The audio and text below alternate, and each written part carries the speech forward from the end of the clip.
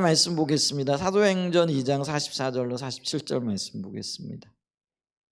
사도행전 2장 44절로 47절 말씀. 네, 우리 같이 한번 읽습니다.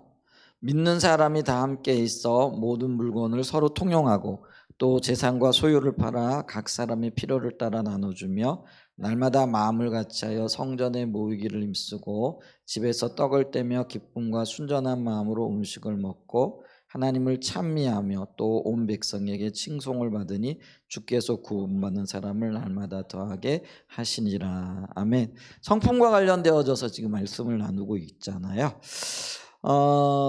특별히 지난 주간이 아니고 지난 수요일 날 말씀을 나눌 때 빌립보서 2장 5절로 11절 말씀을 통해서 우리가 그 본받아야 할 예수님의 성품을 예수님의 마음과 또 예수님의 삶을 통해서 볼 수 있다 이렇게 얘기를 했잖아요. 그랬을 때 우리가 이 빌립보서 2장 5절로 8절 말씀까지 이렇게 보면서 그럼 어떤 영역에서 우리가 예수님의 마음과 삶을 본받아야 되는가 했을 때 먼저 이제 세 가지 영역이 있죠.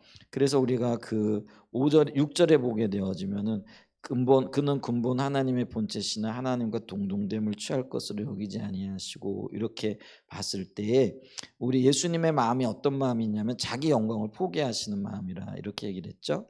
그래서 자기 권리 자기 것을 주장하지 않는 겸손의 마음을 우리가 본받아야 된다 이렇게 얘기를 했고요. 7절에 가서는 오히려 자기를 비워 종의 형체를 가지사 사람들과 같이 되어졌고, 그래서 종의 형체를 가졌다라는 것은 예수님이 우리와 같은 처지, 우리와 같은 형편으로 내려오셨다라는 거죠. 그런 것들이 어떤 의미에서 보면은 상대방의 입장을 생각하고 또 먼저 그 우리가 역지사지라고 이렇게 얘기를 했죠.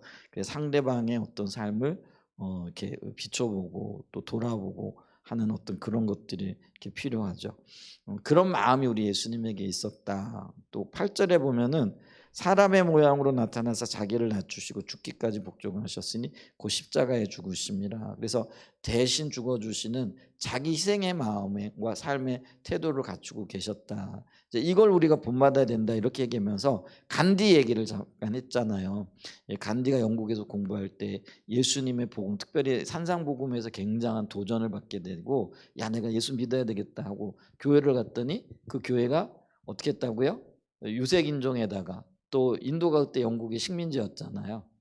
그러니까 식민지, 그러니까 피지배 민족은 교회에 들어올 수 없다 그래가지고 교회에서 간디를 쫓아내 버렸잖아요.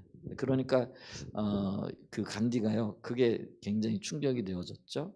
그래서 어떤 이야기를 했느냐면은요, 나는 예수는 존경하지만은 교회 다니는 사람들은 싫어한다 이렇게 얘기를 했죠. 그래서 아마 이제 그런 것들이 우리가 예수님과 동행하는 삶, 또 우리의 성품으로 주님을 닮아가는 영역에 있어서 그 말과 혹은 이론과 또 어떤 면에서 실제가 다른 어떤 모습들이 나타났던 것들을 이렇게 보죠.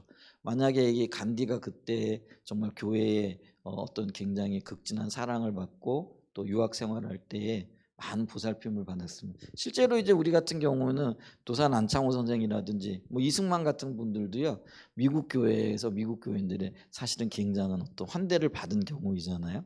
그래서 이제 좋은 영향력을 받았죠, 선교사들이나 이런 분들한테. 근데 간디는 그렇지 못했다라는 거죠. 이제 그래서 그가 어떤 면에서 비폭력주의 무정황 운동 뭐 이런 걸 펼치는데 그게 기독교 정신이거든요. 그게 기독교 정신임에도 불구하고 인도는 어떤 면에서는 그 교회의 영향력, 기독교의 영향력이 전혀 미치지 못하고 있는 거죠. 지금도 인도가 복음화율이 굉장히 낮잖아요. 이제 그런 어떤 근데 만약에 이 예수님의 마음을 본받고 삶을 본받아서 이게 정말 섬기는 마음으로 간디를 잘 이렇게 그때 교회가 그때 당시에 어떤 성도들이 잘 돌봤으면은 인도가 지금 많이 달라져 있을 수도 있겠다 하는 그런 생각을 해보게 되어지는 거죠. 그렇기 때문에 우리가 말로만 예수를 사랑한다, 믿는다 이게 아니고요, 실질적으로 삶의 영역에서 이렇게 주님의 마음과 또 주님의 삶을 닮아가는 것이 굉장히 중요하다. 이제 이런 요지의 말씀들을 이렇게 나눴잖아요. 그러면 이제 지난주에 이어가지고 오늘 사도행전 2장 44절과 47절 말씀을 통해 가지고 우리가 예수 그리스도를 닮아가는 실질적인 삶으로 나가기 위해서는 성령의 인도와 또 성령의 충만함이 있어야 된다라는 거죠. 그러니까 성령의 충만함이 없이는요, 이 영국 교회가 그때 굳어져 있는 어떤 시대적인 상황도 있었고 또 형식은 남아 있는데 삶의 실제가 없는, 그래서 실질적인 능력이 없었던 교회이죠. 그러니까 저는 삶의 그 열매들이 나타나지 않았고 변화들이 없었던 것들을 이렇게 보잖아요. 그러니까 절실하게 우리에게 요구되는 건 뭐냐면은 우리의 삶에 성령의 간섭하심이 있어야 된다라는 거죠. 그러니까 성령이 간섭하시고 성령이 임하게 되어지면은 어떤 일들이 나타나는가라고 얘기했을 때 우리가 사도행전 2장 44절과 47절, 42절 말씀은 마찬가지죠. 성령이 기도하던 하나님의 자녀들 가운데 임하게 되어지는 오순절 성령 사건이잖아요. 그러니까 성령이 강력하게 임하게 되니까 어떤 면에서는 하나님의 백성들의 삶에 놀라운 변화가 나타나게 되어지는 첫 시발점이 되어지는 사건이기도 하죠. 자, 그랬을 때 그럼 어떤 변화들이 있게 되어지느냐 했을 때 가장 먼저는요, 성령이 함께 하시고 성령이 능력으로 임하시게 되어지니까요, 성도들의 가장 먼저는요, 교회 삶이 달라지게 되어졌다라는 거죠. 교회 생활이 달라졌다라는 거죠. 그래서 여기 보게 되어지면은요, 어떤 역사들이 있게 되어졌느냐면은요, 그 46절에 보게 되어지면 이런 말씀이 있죠. 44절부터 좀 보죠. 믿는 사람이 다 함께 있어 모든 물건을 서로 통용하고 또 재산과 소유를 팔아서 각 사람의 필요를 따라 나눠주며 날마다 마음을 같이 성전에 모이기를 힘쓰고, 이렇게 얘기를 하는 거죠. 그러니까 성령이 임하게 되어지니까 가장 먼저 나타나는 현상이 뭐냐면은요, 날마다 성전에 모였다. 이제 이때는 교회라는 어떤 구체적인 기관이 없었어요.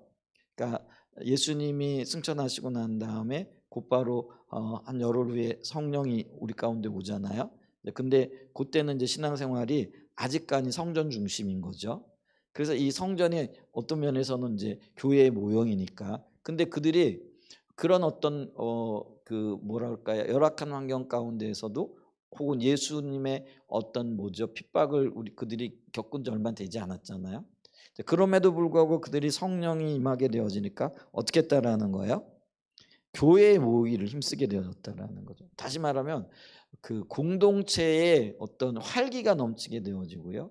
또 모든 어떤 그 신앙의 중심에 교회가 서게 되어지는 이런 어떤 역사들이 있게 되어지는 거죠. 그래서 신앙생활을 우리가요, 이렇게 재미있고 혹은 어떤 면에서 활기 있게 하려고 하면 성령이 함께 하셔야 되는데, 성령이 함께 하시면 나타나는 특징 중에 하나가 뭐냐면요, 예배가 활성화되어지죠. 예배가 활성화되어진다라는 거는 사람들이 교회에 오기를 좋아한다라는 얘기. 그래서 이 교회가 은혜가 있느냐 없느냐라고 했을 때, 혹은 그 어떤 비전이 보여지고 또 하나님 함께 하시는 어떤 것들이 느껴지고 깨달아지게 되어지면 어떤 일들이 있어요? 교회에 막 오는 거죠. 생각나는 게 있는데, 우리 두 교회가 합쳤을 때 어느 권사님이 와가지고 그 얘기를 하더라고요. 자기들이 좀 와서 기도를 하고 싶은데 올 때마다 옛날 예전교회 식구들이 진을 먼저 치고 있더라는 거죠. 이제 그 얘기 생각이 나요. 언제 얘기를 하는데 뭐 교회가 이제 갈등이 좀 있고 이러니까 이제 뭐 몰래 좀 와가지고 기도하고 싶고 또 몰래 이렇게 하고 싶은데, 올 때마다 예전 교회 식구들이 뭐가 좋은지 와가지고 하루 종일 교회가 있더라는 거죠. 그래가지고 좀 멀리 계시는 권사님인데 어떤 가까이 있는 권사님한테 전화를 해가지고 좀 가봐라. 좀 교회 사람 없으면 가서 좀 기도하게 그래. 그러면 이제 와가지고 이렇게 차를 세워놓고 본대. 그러면은 그 교회 식구들이 어느새 와가지고 뭐 있더라는 거죠. 그러니까 그게 여러 날 그렇게 지속이 되어졌잖아요. 우리가 처음에 교회 합치고 난 다음에 성령께서 함께 하셨고 주님께서 기회를 주셨고 주님께서 우리에게 교회를 주신 거잖아요. 그러니까 너무 좋았잖아요.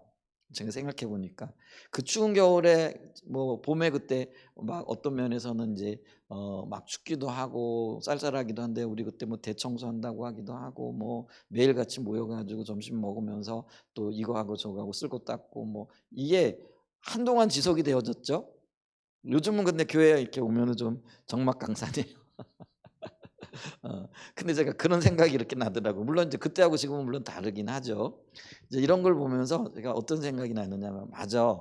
하나님의 비전이 보여지고 하나님이 하시는 일이 보여지고 또 하나님께서 함께 하고 계시다라는 어떤 것들이 있게 되어지면요.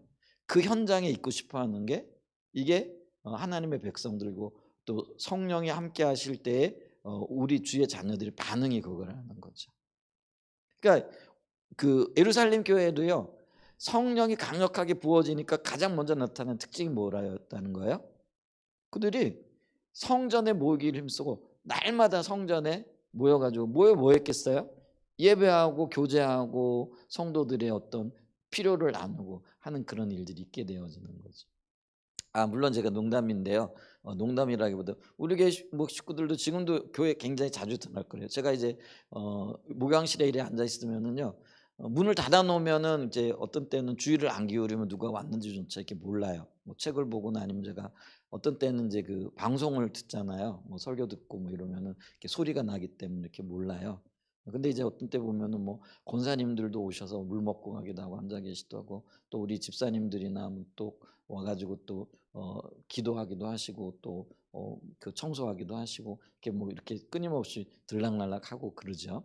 근데 이제는 뭐 그거는 이제 개별적으로 하죠. 근데 우리 처음에는 어땠어요? 매일같이 모여 가지고 할 일이 그만큼 많았고 또 하나님이 함께 하셨다라는 그 기쁨이 이렇게 있었던 거 생각나죠. 이제 그게 이제 생각이 나더라고요. 그래서 성령이 함께 하시면은요. 이렇게 우리의 신앙이 교회 중심이 되어져요. 공동체 중심이 되어져요. 그래서 이 보고 싶은 거예요. 이렇게 다시 이렇게 교회 식구들도요. 매일 만나는데 뭐 만나면 뭐 할 얘기가 있겠냐 이렇게 생각되는데요. 만나도 할 얘기가 더 많아지고 또 그 만나는 사람들이 더 자주 만나게 되어지는 거죠. 그게 어떤 면에서는요. 은혜가 흐르고 있고 은혜가 함께하고 있는 한 증거라는 거죠. 그래서 이 오이코스도 그래요. 뭐라 그럴까요? 뭐 오이코스 모임이 있었을 뿐만이 아니고 뭐 일이 있을 때마다 만나고 또 차도 마시고 교제도 하고 또 여러 가지 어떤 공통의 관심사도 나누고 하는 어떤 이런 일들이 더 활발하게 나타날 수 있는 은혜가 있기를 축복합니다. 그래서 이 변화가요. 이 성령이 함께 하셔야만 그게 돼요. 우리 모이자 한다고 해도 이게 모여지는 게 아니거든요. 성령이 함께 하셔야 또 성령이 은혜를 베푸셔야 모이는 것도 즐겁고 기쁜 거죠. 모이는 게 안 즐거운데 오겠냐고요. 예를 들면 이제 성경 공부를 하는데도요. 예배를 드리는데도 마찬가지예요. 성령이 함께 하시고 또 은혜를 부으시는 증거들이 나타나고 그러면 오지 말라 그래도 오거든요. 근데 이제 임재가 거치고 그러면은요. 오기 싫잖아요. 그러면 나오다가 안 나오기도 하시고 또 그래도 또 뭐 또 자극을 받고 또 해야 된다 그러면 또 오기도 하고 뭐 이렇게 하는데요. 지속적으로 성령의 역사가 또 성령의 임재가 함께하는 그런 은혜가 있기를 간절히 소원해 봅니다. 강력한 역사가 교회 가운데 있어야 되겠죠. 그래서 주님과 동행하고 싶어지고 그래서 믿는 사람들이 다 함께해서 물건을 서로 통용하고 재산과 소유를 팔아 각 사람의 필요를 따로 나눠주고 날마다 마음을 같이 하고 성전에 모이기를 힘썼다라는 것이죠. 굉장히 놀라운 얘기죠. 그런 변화들이 있습니다. 그 다음에 이제 두 번째로 여기 보게 되어지면은요. 성전에서 모으기를 힘썼고 그 다음에 이제 이 집에서 떡을 뗐다라는 건요. 가정에서 같이 이렇게 기쁨을 나누고 또 이게 이제 두 가지 의미가 있어요. 어, 그 이제 이제 이게 뭐랄까요? 이 성전은 대규모가 모이는 거잖아요. 근데 이 집은 소규모가 모이는 거죠. 그래서 뭐 예를 들면 오이코스가 모인다. 오이코스라는 게 집 가정이라는 의미가 있잖아요. 물론 이제 로마에서 이 오이코스는요. 핵가족이 아니고 대가족을 얘기를 하는 거죠. 그래서 이제 공동체가 모이는 소그룹 공동체를 얘기를 해요.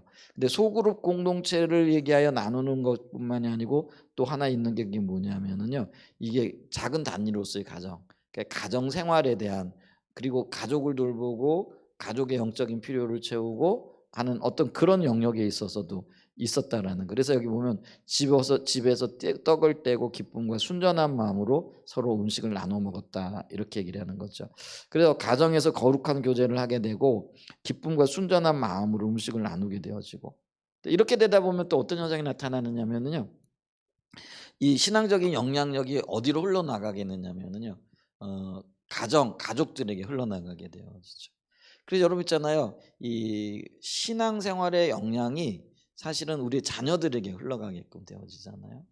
그래서 이 예를 들면은 그 오이코스 이게 작은 교회 안에 작은 교회가 오이코스잖아요. 우리 개념으로 보면은 모여서 이렇게 함께 나누고 또 모일 때 자녀들도 데리고 또 함께 돌보고 뭐 이런 어떤 과정들을 이렇게 거쳐가면서요. 이 가정 안에 화목도 일어나게 되어지는 거죠. 그리고 영적인 유산이 흘러가는 거예요. 그래서 이게 교육이요. 기독교 교육이 가장 큰 책임이 부모에게 있는데 근데 부모가 자녀들을 이렇게 교육을 하는데요. 버겁잖아요. 근데 그 버거운 거를 누가 감당해 줘야 되느냐면은요. 공동체가 같이 감당을 해 줘야 되는 거예요. 그러면 이제 예를 들면 우리 작은 그룹 안에는 먼저 아기를 키워 놓고 또 이렇게 경험한 이런 어떤 뭐라 그럴까요? 지혜가 있는 분들도 있을 수 있잖아요. 아니면 뭐 갓 아기가 태어나 가지고 이제 그 아기를 막 돌보기 어려워하는 분들도 있을 수 있고요. 오늘 제가 어느 찻집에 이렇게 갔더니 아기가 4 명인가 6 명인가 있더라고요. 부모가 넷인 것 같아요.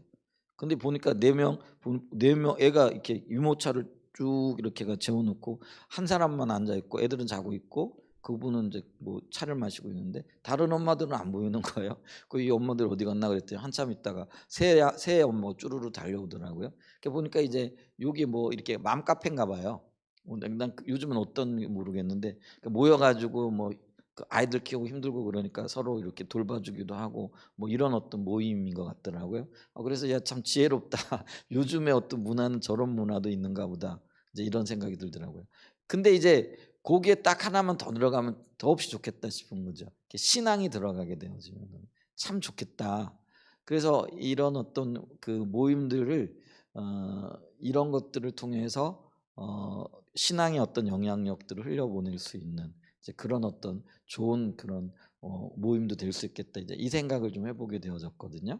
이제 그랬을 때 어쨌거나요. 성령이 주도권을 잡게 되어지면은 이 그 신앙 공동체의 교회뿐만 아니라 가정 생활에도 굉장한 변화가 있게 되어지고요. 좋은 영향력을 미치게 되어지는 거죠.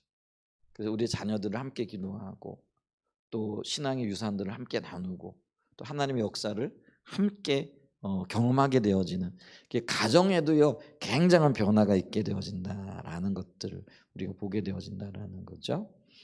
그래서 이제 어떤 면에서 보게 되어지면은 이 가정이 화목한 것이 하나님의 뜻인데 오늘날 세상은요 가정을 해체시키려고 하는 온갖 수단과 방법들을 동원하고 있다는 거죠. 그리고 그 뒤에 누가 있는 거예요?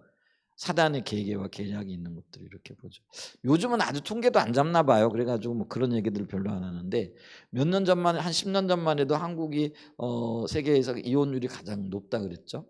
근데 이제 그런 것들에 대해서는 별로 발표도 안 하는 거 보니까 관심이 없는 건지 아니면 너무 이게 고착화되어져 있고 그게 당연한 거니까 뭐 이제 얘기조차도 없는지 처음에는 막 그게 이슈가 되어졌잖아요. 뭐 한국의 가정의 뭐 이혼율이 세계에서 가장 높고 뭐 몇 가정 중에 몇 가정은 이혼하고 또 어떤 가정들은 신혼여행지에 갔다가 이혼해서 돌아오는 뭐 가정들도 있더라. 뭐 이런 얘기들 하면서요. 많은 가정들이 해체되어지는 거죠. 근데 그 뒤에 누가 있다라는 거예요? 사단이 있다라는 거죠. 그럼 이 사단의 계계를 알고 이 가정이 건강해질 수 있도록 해야 되는데 그 가정의 건강을 지킬 수 있는 굉장히 중요한 수단과 도구가 신앙이라는 거죠. 그리고 그 신앙이 하나님의 의도와 의중을 명백히 아는 거죠. 그래서 하나님이 가정을 얼마나 소중히 여기시고 이 가정이 하나님의 신앙을 계승하고 전수하고 또 어떤 면에서는 훈련할 수 있는 가장 최적의 장소가 바로 가정이라는 거죠. 그러니까 이 가정이요 보호되어져야 되고요.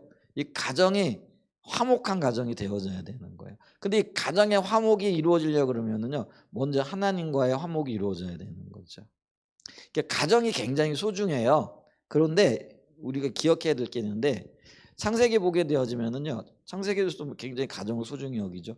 근데 이 가정은요. 교회가 생기고 난 다음에 가정이 생겨요. 이러면 뭐냐 그러는데 여러분 있잖아요. 하나님이요.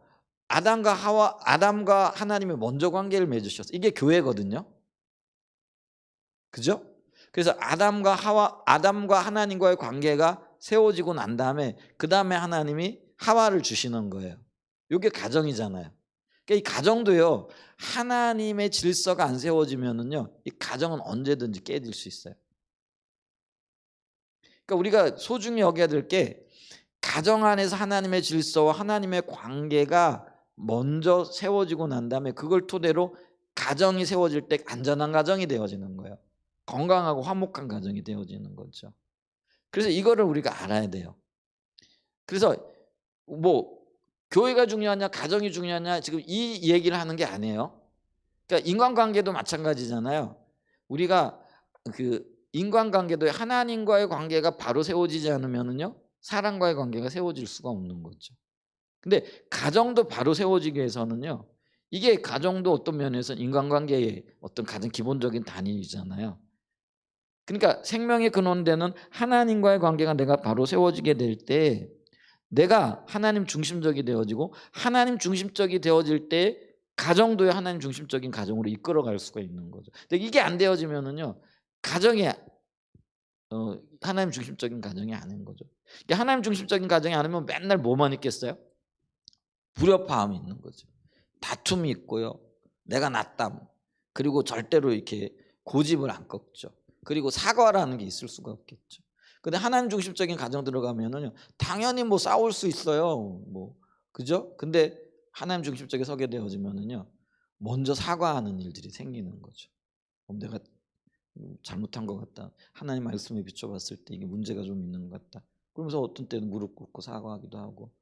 그게 제가 새물교 선교회에 이렇게 와가지고 참 신선했던 것 중에 하나가 뭐냐면은 목사님들이 얘기하면서 하나님이 비춰주셔가지고 애들한테 가가지고 어떤 좀 심한 경우는 무릎 꿇고 이렇게 사과했다 그러더라고요. 근데 저는 제 개념에 이제 그런 거는 없었거든요. 물론 뭐 제가 뭐 고집스럽거나 이런 뭐 고집이 있겠죠. 근데 그런 이야기를 들을 때 굉장히 신선하더라고요. 이게 그럴 수도 있구나. 아 그래야 되는구나. 아이들에게 무릎 꿇을 수 있는 부모. 그게 부끄러운 부모가 아니죠. 근데 하나님과의 관계가 안 되면은 그게 보여질까요, 안 보여질까요? 그러니까 우선 자기가 아이들에게 잘못했다라든지 가정에 어떤 뭐 이렇게 나쁜 영향을 미쳤다라는 것 자체가 인식이 안 되는 거죠. 근데 그게 인식이 되는 게 하나님과의 관계가 바로 세워지는 거라는 거죠. 이제 그러면은요. 이게 참 주님이 비춰 주시면 야, 이거 참 내가 잘못했구나. 야, 하나님 기준을 벗어났구나. 야, 그러면 아이들에게 혹은 남편이나 또 뭐죠? 아내에게 사과를 하는 거죠. 그래서 있잖아요. 사과는요. 미숙한 사람은 못 해요. 오히려 성숙한 사람이 먼저 사과하게끔 되어져 있어요. 성숙하다라는 거는 완전하진 않지만 하나님께 조금 더 가까이 가 있다는 두 사람 중에는요. 근데 어떤 분들은 보면은 참 사과하는 걸 어려워하는 분들이 있거든요. 근데 주님과의 관계가 이렇게 깊어질수록 이 사과하는 것에 대해서도요. 뭐라 그럴까요? 습관적으로 사과라는 얘기가 아니에요. 이렇게 비춰 주시면은 비춰 주신 거 가지고 미안하다 그러고 사과하다 그러고 용서해 달라 그러고 또 그를 위해서 축복하고 기도하고 이런 일들이 일어나게 되어진다라는 거죠. 근데 이게요. 성령이 비춰 주셔야 되는 거잖아요. 그러니까 이 성령이 비춰 주셔야 하나님과의 관계가 바로 되어지고 그 관계를 토대로 가정에 여러분 있잖아요. 미안하다고 무릎 꿇고 부모가 오는데 어느 자식이 아주 뭐 상처가 크면 좀 시간이 걸리긴 하겠지만은 아빠 나 그래도 내가 용서 안 할 거야. 이럴 자식이 있겠느냐라는 거죠. 아이들이 엄마 미안해하고 오는데 부모가 내가 절대로 너 용서 안 할 거야. 이런 부모 있어요, 없어요? 있을 수도 있겠지만 그런 경우는 드물잖아요. 정상적이라면 그죠? 그러면 이제 그 가정에 화목이 되어지고 연합이 일어나게 되어지는 거죠. 그러면 이게 가정에 놀라운 변화가 있게 되어지는 거죠. 이게 성령의 역사라는 거. 지금 그걸 얘기하는 거예요. 초대교회 그러니까 처음 교회가 세워질 초기에 일어났던 가장 원초적인 교회의 모습, 가장 원초적인 성령이 임했을 때 나타나는 어떤 열매들이 지금 말씀에 기록이 되어져 있더라라는 거죠. 그다음에 이제 세 번째로 우리가 좀 볼 수 있는 게 뭐냐면은요. 가정의 변화뿐만 아니라요. 하나님을 예배하는 가운데 또 온 백성에게 칭송을 받았다 이렇게 얘기를 해요. 자, 성령의 충만한 결과로 교회가 다른 이방인들 혹은 다른 사람들로부터 칭송을 받았고 어떤 면에서 칭찬을 받았다라는 그런 의미라는 것이죠. 자, 우리가 여러분 보면은요. 여기에는 이제 두 가지 원리가 작용을 해. 초두 효과라는 게 있어요. 초두 효과라는 건 뭐냐면 처음 들은 소식이 나중 들은 소식보다 더 놀라운 영향력이 있는 거죠. 그리고 그게 어떤 면에서는요. 그게 탁 박혀 버리는 거죠. 여러분 있잖아요. 우리가 예를 들면 좋지 않은 이야기를 먼저 들어버리잖아요. 그러면 그게 선입견이 생기는 거예요. 그래 가지고요. 예, 그 소식을 가지고 그냥 이 사람을 이렇게 하는 거. 그게 초두 효과라고 이렇게 얘기를 해요. 그러니까 오늘도 제가 어떤 새벽에 이제 새벽 예배 끝나고 이제 어떤 집사님 이제 우리 교회 이 교회에 있다가 나갔다가 이제 새벽 예배만 오신 분이 있거든요. 그분이 지금 이제 얘기를 하다 보니까 이게 이제 선입견이 있는 거예요. 그러니까 직접 만나보고 교제하고 뭐 이야기하고 이렇게 들은 게 아니라 뭐 다른 사람들로부터 듣거나 아니면은 뭐 그런 어떤 상처들 이런 것들이 딱 있으니까요. 이게 굉장히 어떤 힘든 거죠. 우리도 또 그런 이야기를 들었단 말이에요. 제 아내가 그 얘기를 하던데 이건 참 좋은 대화였다고. 그래서 집사님에 대한 어떤 편견이 깨졌. 왜냐하면은 그분에 대해서 어떤 분이 얘기를 한 게 있었거든요. 그래서 그런가 보다 우리는 뭐 이렇게 생각하고 있었는데 오늘 대화하다 보니까 그게 깨진 거죠.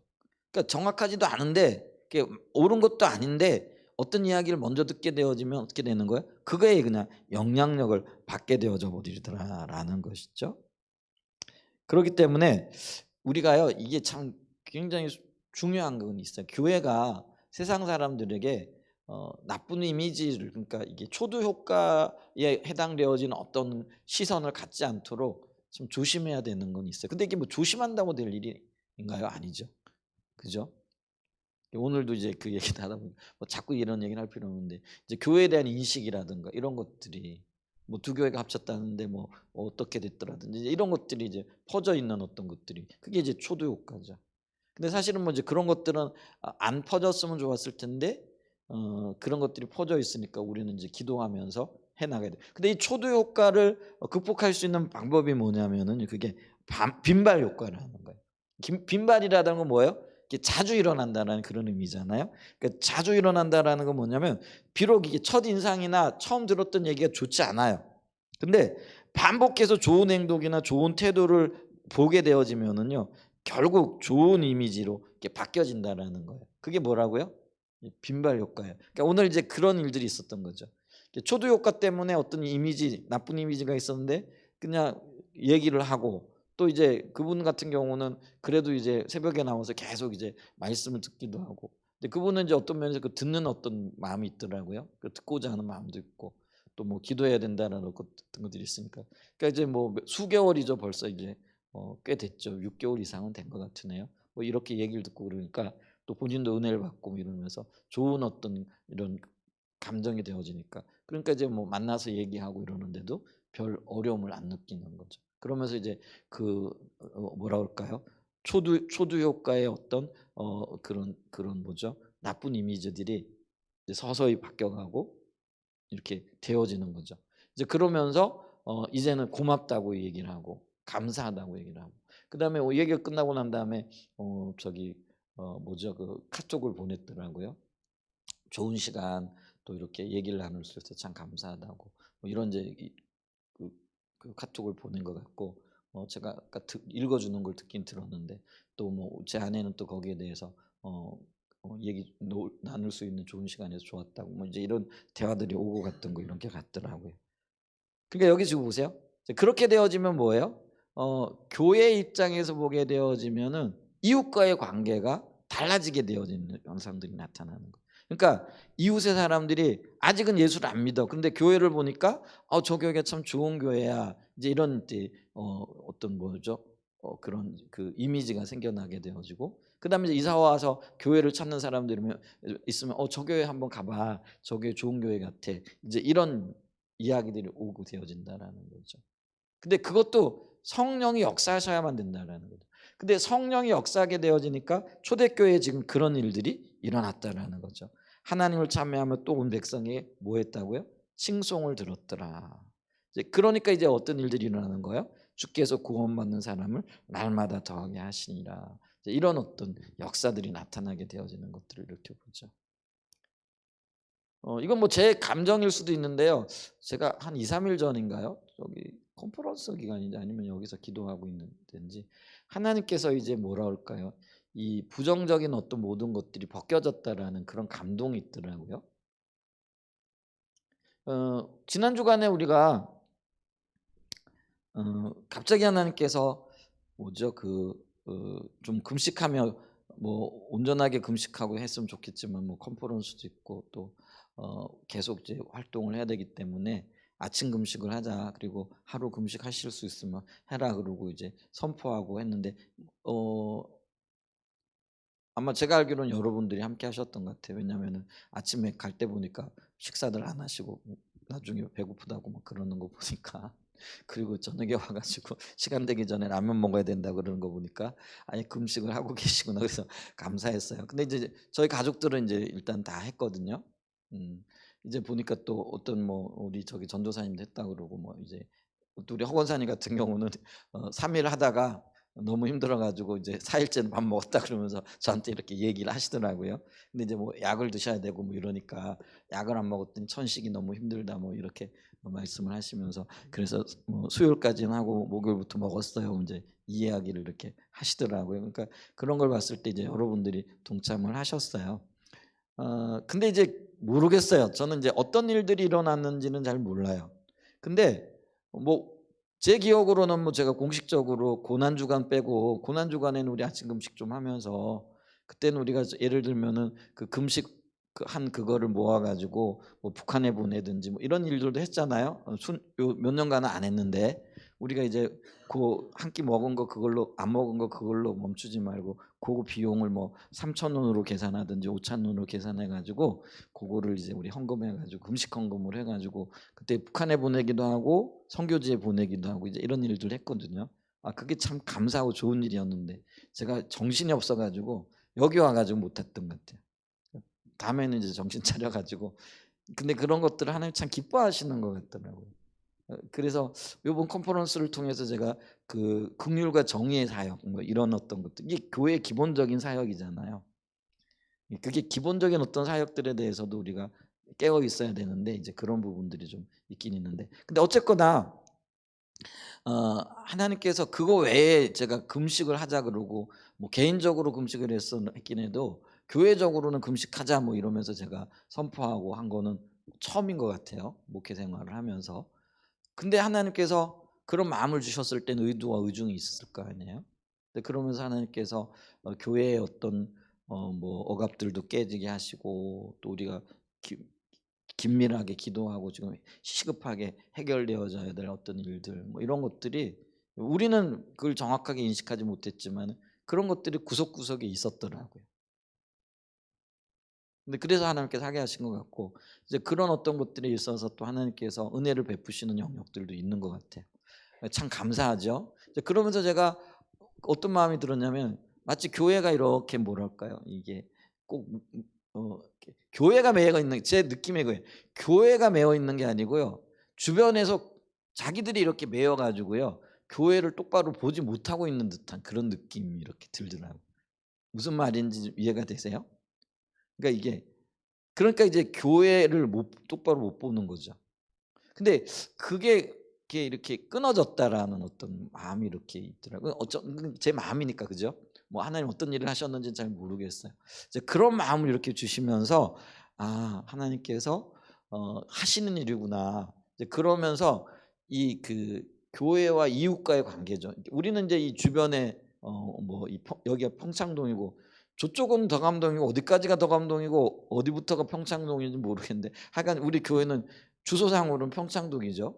뭐 근데 이제 다 덕암동으로 이렇게 통칭을 하기는 하는데 이 지역 사회에서의 어떤 관계들이 개선되어지고 또 좋아지고 좋은 이미지가 있고 또 누가 와 가지고 예를 들면 이사 온 분들이 교회를 찾는다 그러면 저 한사랑 예전교회 좀 가봐. 참 좋은 교회인 것 같아. 자기는 교회를 안 다니지만은 이렇게 할 수 있는 교회가 되어져야 되는 거죠. 근데 그렇게 하기 위해서는 여기 또 뭐가 있어야 된다라는 거예요? 성령의 역사가 있어야 된다라는 거예요. 그러니까 우리가 지난번에 예수님의 마음을 받아야 우리 마음을 본받아야 성품의 변화가 되는데 예수님의 마음을 본받기 위해서는요. 그 시발 자체가 성령의 인도와 성령의 통치가 있어야 된다는 거예요. 그게 이제 초대교회 가장 교회가 첫 출발하면 이게 교회의 출발이잖아요. 첫 출발하면서 있었던 사건이 바로 이거라는 거죠. 그래서 성령이 마치 혀의 불같이 임하는 거죠. 그러면서 모인 사람들이 방언을 하고 뭐 다 뒤집어지는 그게 이제 성령 임재의 어떤 첫 사건이 되어지는 것이고 근데 그 성령 임재의 사건을 통해 가지고 여기가 어떤 현상이 교회가 활성화되어지고 또 가정이 활성화되어지고 사회적인 그런 어떤 관계들이 더 활발해지고 풀려지게 되어지는 역사들이 있었더라 이렇게 얘기를 하게 되어진다라는 거죠. 그게 이제 우리 삶 가운데 있어야 되고요. 이제 결국은 이제 이게 뭐냐면 성령 충만함이 우리로 하여금 거룩한 성품을 갖게 하고 변화되게 할 수 있는 가장 중요한 동기고 출발이 되어진다라는 거죠. 성령 충만은 근데 결국은 말씀 충만이잖아요. 그래서 이 말씀이 깨달아지고 보여지고 그런 것들이 우리의 삶에 충분한 혹은 활발한 영향력을 미치는 게 그게 바로 성령 충만이라는 거죠. 우리는 성령 충만 어떻게 생각해요? 뭐 방언하고 뭐죠 예언하고 뭐 이런 것들도 성령의 은사 중에 하나이지만은 더 확실한 성령의 충만은 뭐라는 거예요? 말씀에 대한 초점이 분명해지는 것이다. 이렇게 얘기할 수 있다라는 거죠. 그래서 있잖아요. 우리가 이 말씀에 대한 혹은 성령의 충만함을 통해서 새롭게 되어질 수 있다라는 걸 이해하고 말씀에 집중하고 성령의 통치를 받기를 위해 집중해야 된다는 거예요. 그런 인식이 있어야 된다는 거예요. 자, 그래서 디도서 3장 3절과 3절부터 보게 되어지면 이제 이런 말씀이 있어요. 디도 3장 3절에 보면 이 디도서는요 사도 바울이 디도에게 했던 거잖아요. 디도가 사도 바울의 제자였고요. 굉장히 아끼는 디모데와 함께 아끼는 제자였잖아요. 근데 이제 멜레데 섬에 넘겨졌던 디도에게 지금 얘기를 하는 거죠. 자, 우리도 전에는 어리석은 자여 순종하지 아니하는 자여 속은 자여 여러 가지 정욕과 행락의 종노릇한 자여 악독과 투기를 일삼은 자여 가증스러운 자여 피차 미운 자였어. 자, 이게 뭐예요? 이제 거듭나기 전에 예수님을 만나기 전에 우리의 삶 혹은 지금 이제 그 디도가 목회하고 있는 그 지역의 사람들의 일반적인 모습이라는 거예요. 그러니까 지금 제가 이제 평창중 지역에 목회하잖아요. 그럼 이 평창중 지역에 인구가 얼마나 되는지 몰라도 예수 믿는 사람은 요즘은 소수예요, 그죠? 우리 교회만 봐도 몇 분 안 되잖아요. 근데 안 믿는 주를 알지 못하는 대부분의 사람들은 지금 어떤 영적인 상태에 있다라는 거예요? 지금 이런 영적인 상태에 있다라는 거예요. 그래서 여기 보게 되어지면 어리석은 자로서 순종하지 않고 속이고 속는 자로 정욕과 행락의 종노릇하고 악도가 투기를 일삼고 세상 것 좋아하고 맨날 술 먹고 노름하고 요즘 참 이게 어려운 소식을 듣는 게 뭐냐면은요 아이들이 그 뭐죠 인터넷 게임에 중독이 돼 있는 아이들이 그렇게 많다면서요. 참 그거요 어렸을 때부터 그렇게 되면 그 아이들 진짜 평생 망치는 거예요. 특별한 계기가 없이요 그거 벗어나기가 너무 힘들거든요.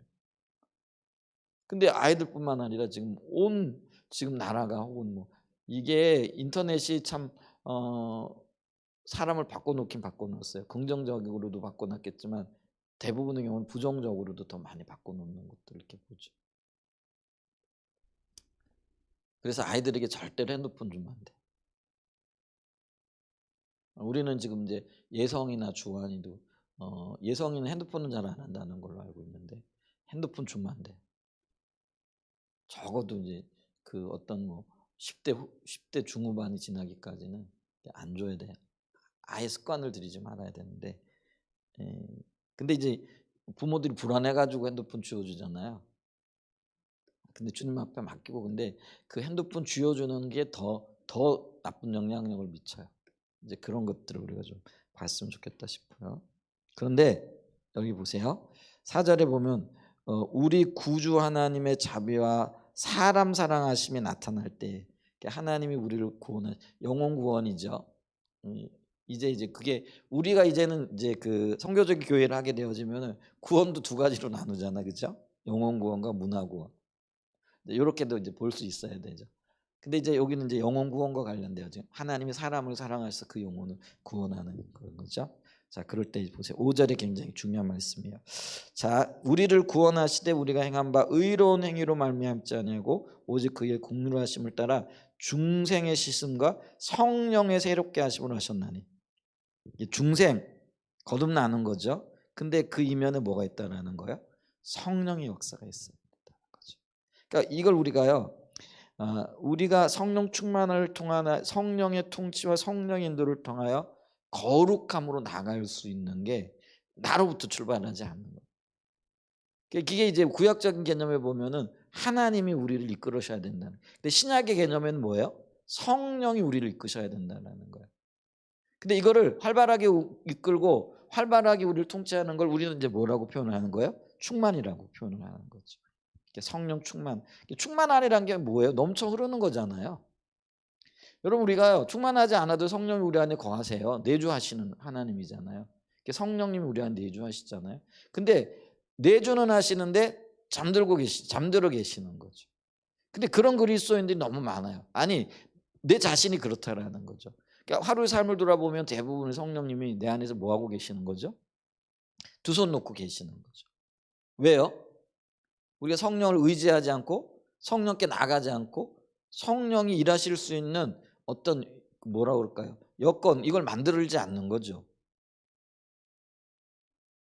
우리가 이제 예를 들면은 영은이하고 저하고 대화를 한다고 쳐요. 근데 뭐 하루 종일 그냥 얘는 여기 앉아 있고 저는 여기 있고 뭐 이러면은 이게 그게 대화가 안 되는 거잖아요. 그러면 대화에 참여시키고 내 삶으로 이렇게 이끌기 위해서 어떻게 되는 거죠? 자꾸 요구를 해야 되는 거죠. 그죠? 영혼아 물 좀 갖다 줄래? 아니면 뭐 이거 좀 해줄래? 이거 어떻게 생각해? 뭐 이 대화가 되어지면서 그게 내 삶에 관여를 할 수 있도록 해야 되는 거잖아요. 그게 이제 어떤 면에서 친밀함을 이끌어가는 과정이기도 하지만은요. 그러니까 우리가 그랬던 거죠. 성령이 내 안에 들어와 계신데 내 안에서 잠자고 계실 수도 있다라는 거예요. 그게 그러니까 우리는 뭐예요? 인격적인 관계 속에서 보이지 않는 성령님이지만 자꾸 요구를 해야 되는 거예요. 표현이 좀 그런데. 일하실 수 있도록 혹은 내게 말씀하실 수 있도록 내게 깨닫게 하실 수 있도록 이게 이제 어떤 면에서는요 그 주님과의 친밀한 교제를 누렸던 사람들의 특징이라는 거죠. 그러니까 그들은 끊임없이 묻고 마치 사람에게 말하듯이 성령님을 의식하고 꼭 우리가 말이라는 게요 뭐 이 입으로 말해야만이 말은 아니잖아요, 그죠?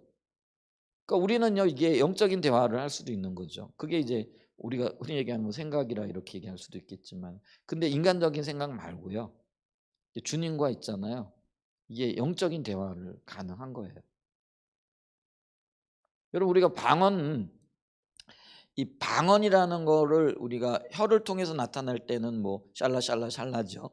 근데 이 방언은요. 샬라샬라도 방언이지만은 여러분 우리가 샬라샬라 안 하면서도 방언할 수 있어요, 없어요?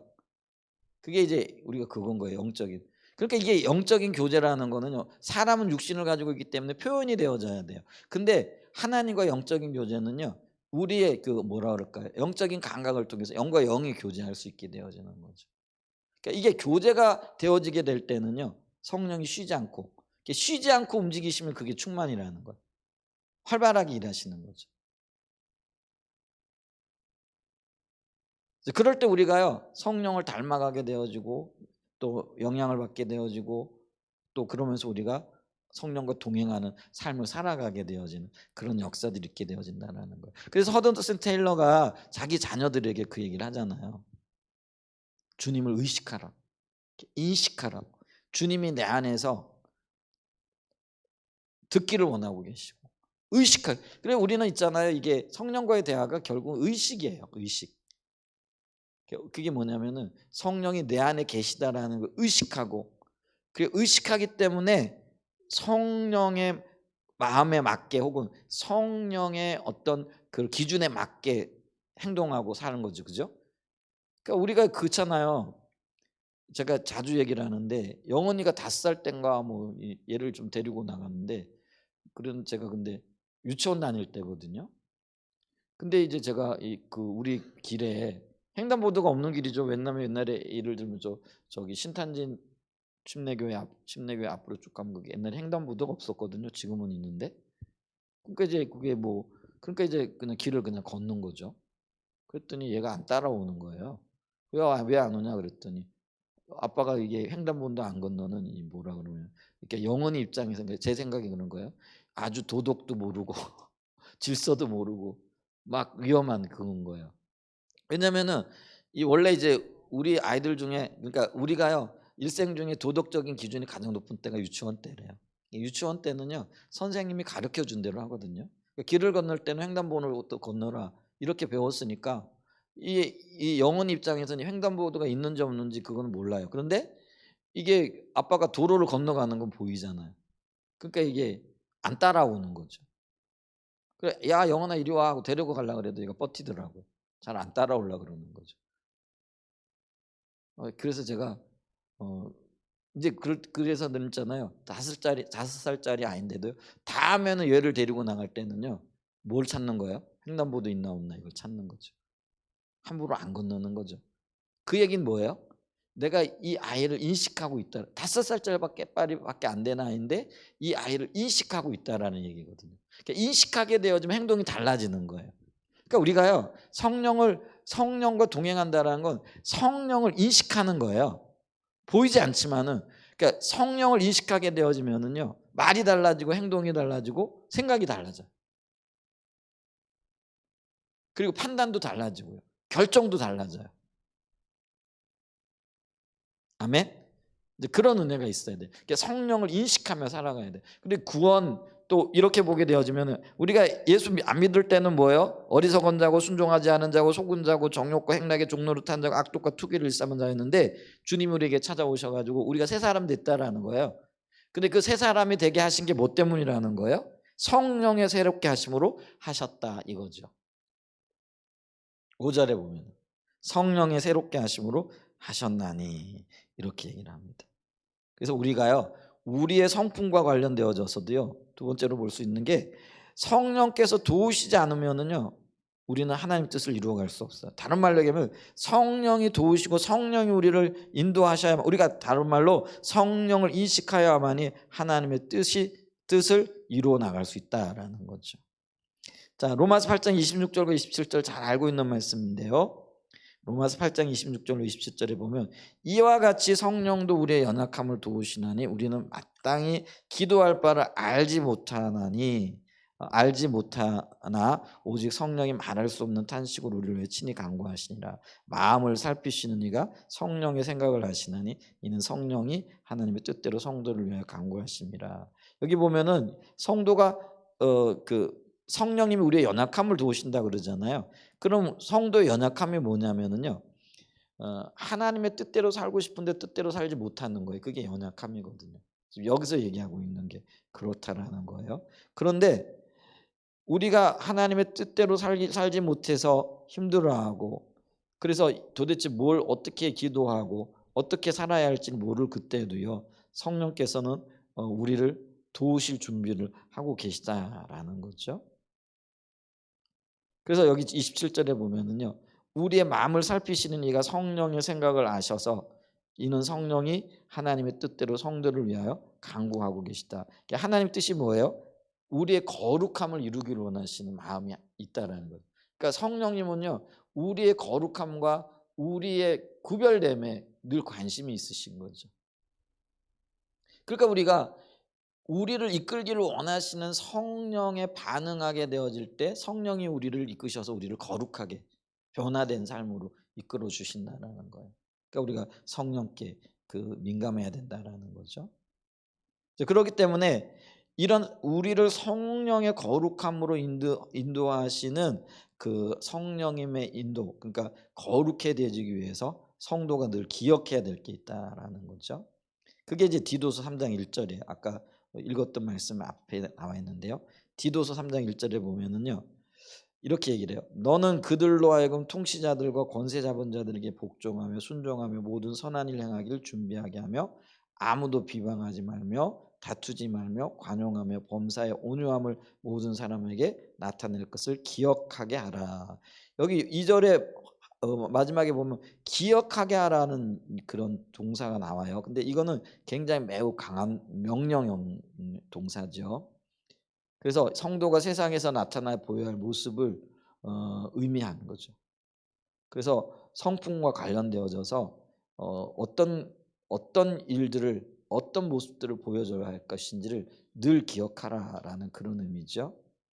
그래서 뭘 기억해야 되느냐면요. 1절에 이렇게 돌아가게 되어지면은 죄악된 일이 아니면 윗사람, 여기는 이제 통치자들이라 이렇게 얘기를 하죠.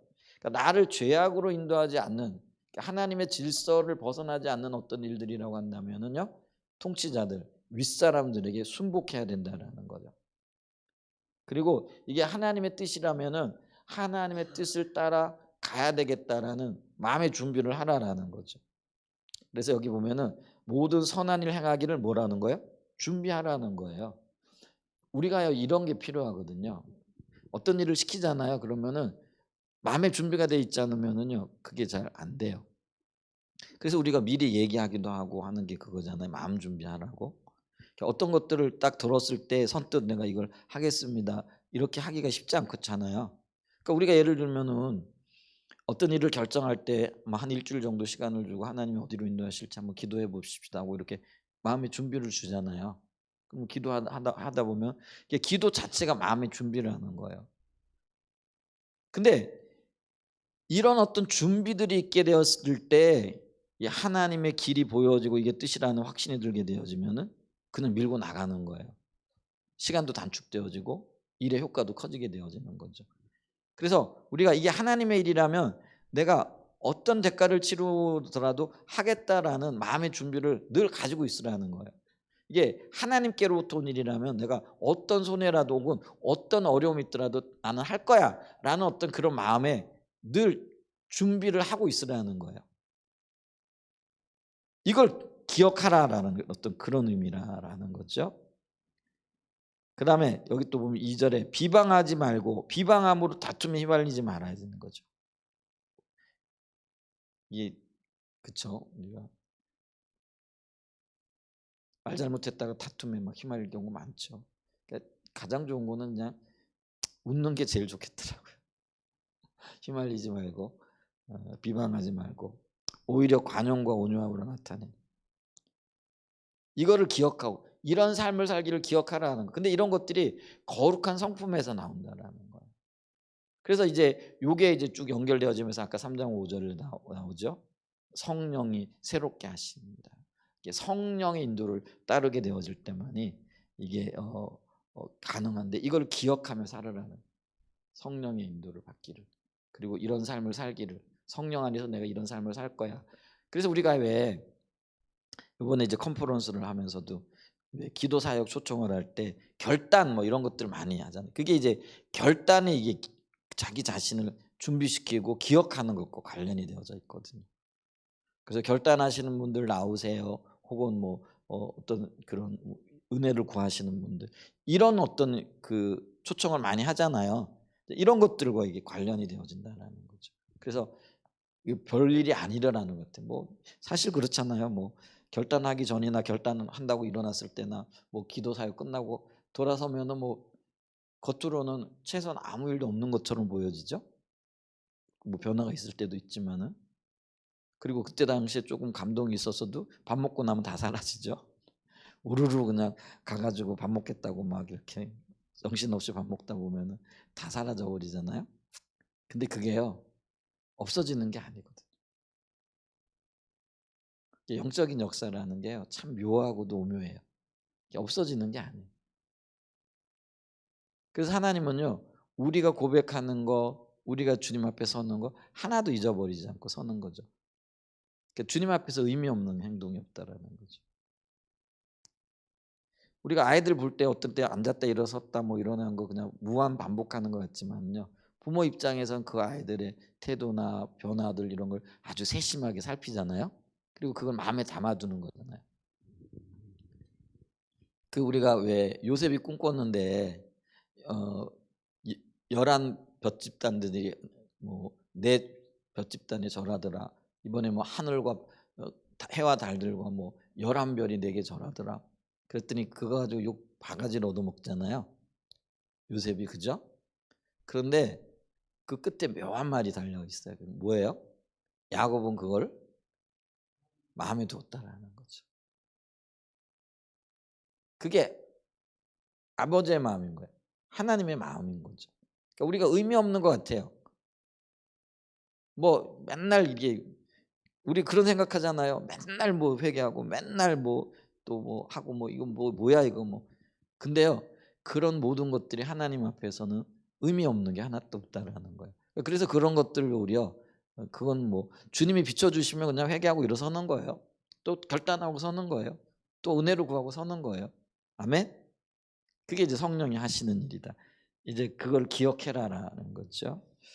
그다음에 이제 네 번째, 성도가 육체의 일을 멀리하고 거룩한 성품으로 세워주기를 위해서 그럼 어떻게 해야 되느냐? 이제 그게 이제 성령을 따라 행해야 한다라는 거죠. 그리고 마지막으로 한번 읽어보죠. 갈라디아서 5장 16절과 17절을 보면은요.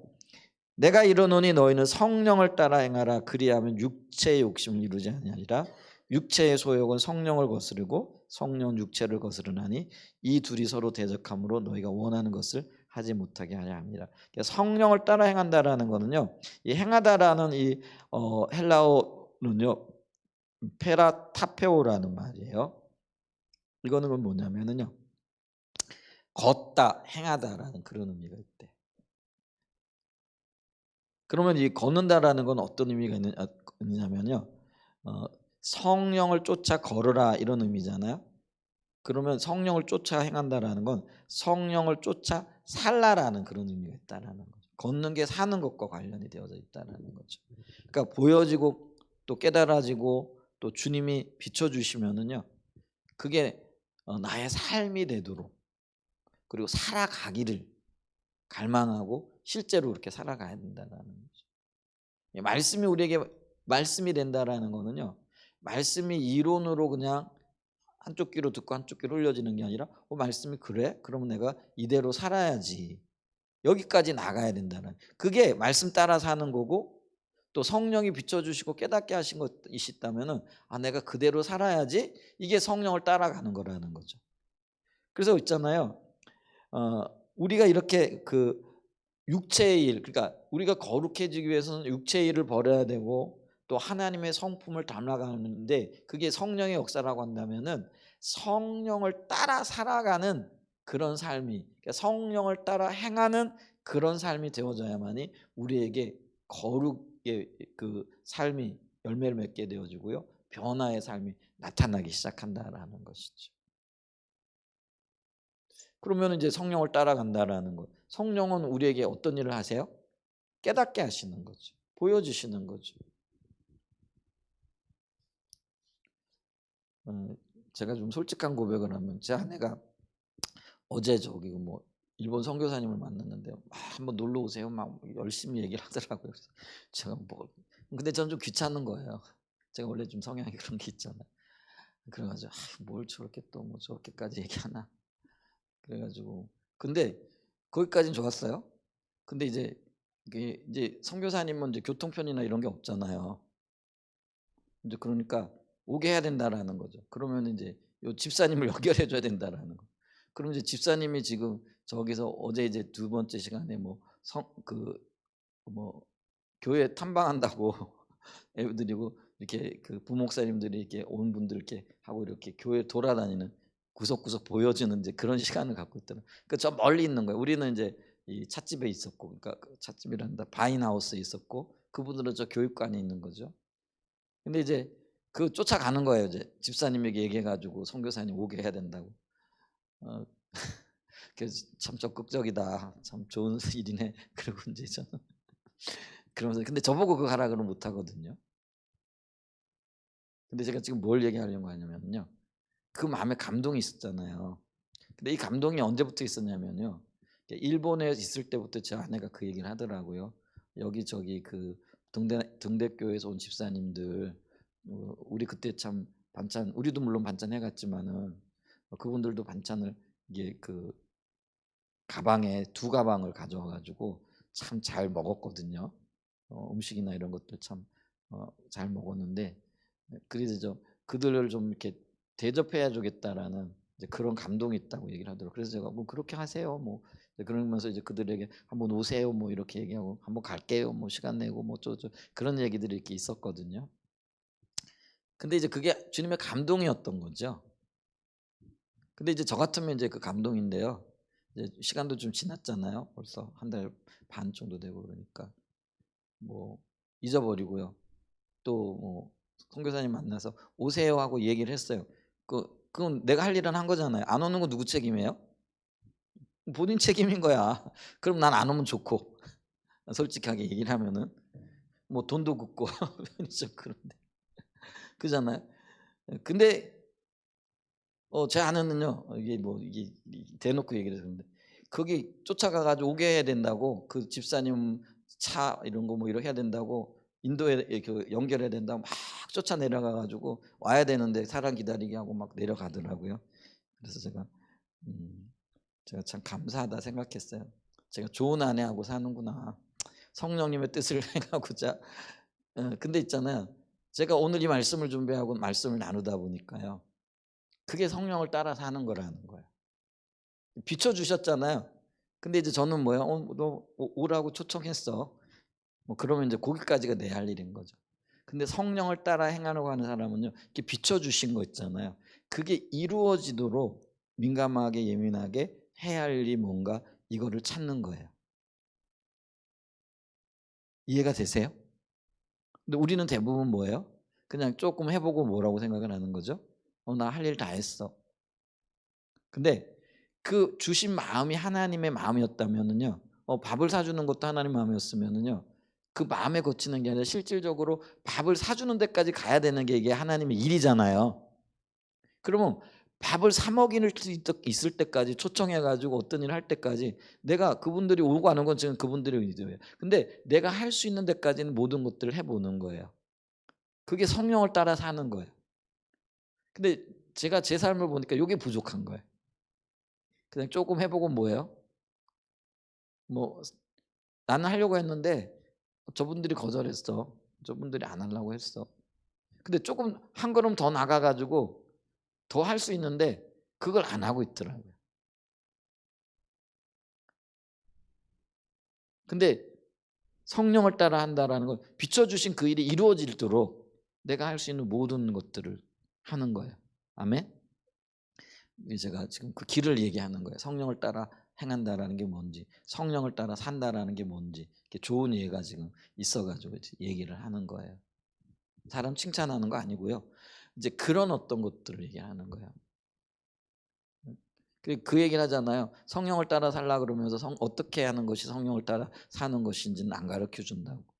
구체적인 게 없다라고. 그 얘기가 생각이 나 가지고 우리가 성령을 따라한다라는 비춰 주신 그것이 이루어질 수 있도록 내가 할 수 있는 끝까지 모든 것들을 해 보는 거예요. 그리고 결과는 물론 주님이 하시겠죠. 모르겠어요. 금요일에 오신다고 아까 문자가 왔고 얘기를 했다는데 또 갑자기 무슨 일이 생길지 모르지만 근데 우리가 해야 될 일을 한 거죠. 근데 저는 어디에요? 선교사님에게 "한번 오세요." 이렇게 얘기를 해요. 근데 사실 그렇잖아요. 그분이 올라 그러면은 선교사님이 여기 와 가지고 차가 있어요? 아니면은 그걸 타고 그거 뭐 무거운 가방 끌고 버스 타고 오겠어요? 못 타고 오겠어요? 사실은 그 얘기는 뭐 립 서비스잖아요. 근데 저는 이제 그것을 가지고 제 할 일 다 했다고 생각을 하는 거예요. 근데 성령을 따라 해가는 사람 사는 사람은 뭐예요? 그분이 올 수 있도록 다른 방법까지 강구해 주는 거예요. 그리고 그분이 올 수 있도록 그리고 밥을 먹고 갈 수 있도록 거기까지 하는 거예요. 그게 성령이 따라 사는 거예요. 이런 관점에서 우리가 우리 삶을 좀 돌아보면서 우리의 거룩한 삶의 변화 이걸 위해서 그 성령을 따라 행한다. 성령을 따라 살아가는 그런 은혜가 있으시기를 예수님의 이름으로 간절히 축복하고 축원드립니다. 아멘.